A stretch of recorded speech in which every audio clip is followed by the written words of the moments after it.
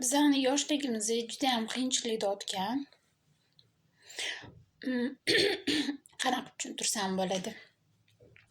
Bizani yoshligimizda biz 2 etajli villada yashirdik.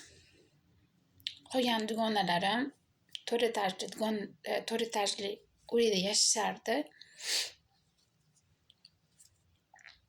Xonalari kichkina edi, hammamizga отдельно edi. Keyin nima desam bo'ladi?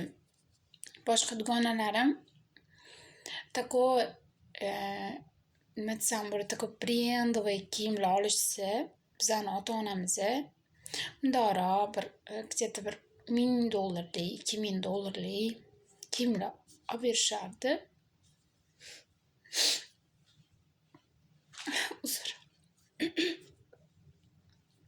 Keyin hali boshqa dugonalarim iPhone 17 Pro Max telefonlarda такой yangi chiqqan versiyalarini olib ishlatishsa, bizga ota-onamizni oddiy deshofka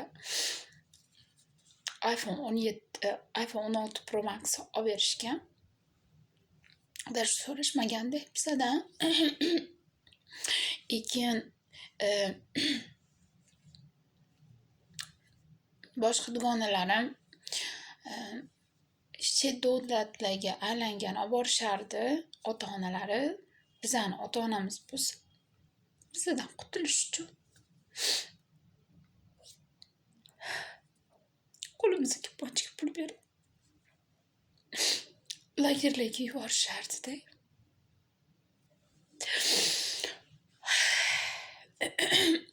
Hozir men shu travma bo'yicha o'zimda ishlayapman.